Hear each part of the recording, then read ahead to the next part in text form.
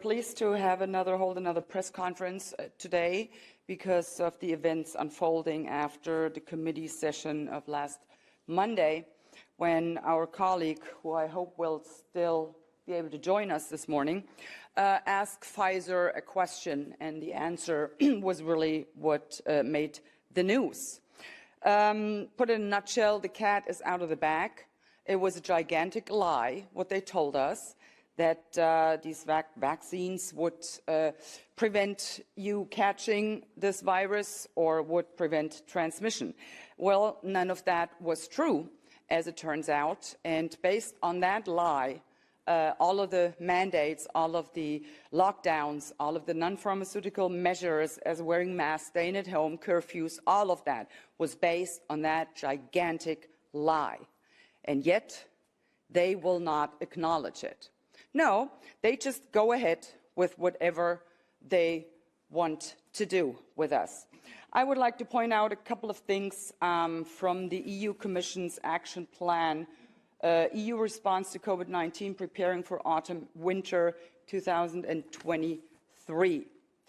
As you might have guessed, the focus, of course, is still on these hazardous mRNA injections. Well, that's not surprising here. They would like to implement and coordinate effective communication initiatives and strategies to promote uptake of additional injections and complete the primary series of those who have not even begun yet, the unvaccinated. So once again, a particular group of a population is being targeted, and that's what they're trying to do. They would like to increase vaccine confidence by debunking mis- and disinformation. Well, who is spreading the mis- and the disinformation? It is EU Commission, it is the pharmaceutical companies, it is governments, especially in the Western democracies. They are the ones spreading the mis- and the disinformation. They are the ones telling people lies. For what? So that pharmaceutical companies make profits and profits and profits. And the risks, well, guess what? You, the taxpayers, you will be left with the risks.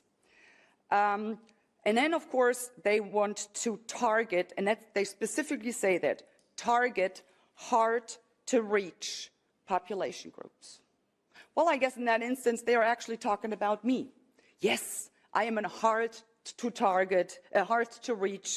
a population group, because I saw through their lies from the get-go. I'm still unvaccinated, and I will remain unvaccinated. I will not inject a poisonous substance into my body, point blank. So go ahead and try to target me. Good luck with that. Then, of course, they go on with the gaslighting, labeling vaccine hesitancy, this is what they call it, as anti-Western and anti-EU. Can you believe this? So anyone who is not willing to let themselves be injected with this vaccine is anti-Western and anti-EU. No, ladies and gentlemen, let's be clear about this. If you do not want to poison your body, and it is your choice to do with your body whatever you please. Remember, my body, my choice? That's their narrative, actually. Remember that. So, if you do not want to take that vaccine, that has nothing to do with being anti-Western or anti-EU. It is pro-people. That's what it is. And it is anti-globalist elites. That's what it is. And in this action plan, they refer several times to not only COVID-19, but now they slip in influenza. So this will be the next step for their measures, whether it be vaccinations or non-pharmaceutical interventions like wearing masks or staying at home curfews. Then they will be able to do so when there is an influenza pandemic or wave. And whenever I think they could not possibly come up with yet another atrocity to inflict on people, they sure as heck prove me wrong. The EU Commission proposes now the prioritized administration of the update injection for the vulnerable groups, and then they list who these vulnerable groups are. And they start by saying people aged 60 years and older, individuals with underlying conditions. No problem there. But then they list another group. And you really need to brace yourselves for that one. The vulnerable group among those who should be given priority to take this update vaccine are pregnant women. I have never heard anything more despicable than that, because the point is this: they do not know what this vaccine does to the unborn child. They simply have no clue. And yet, now they're pushing it on pregnant people. And keeping in mind, there has been a drop in birth rate. We don't know why that happened. You would expect the opposite of that. I mean, people were locked down. Remember what happened when they had a blackout in New York in the 70s? 9 months later, they were like babies left and right. But not this time. People were locked up for months in their homes. Nothing.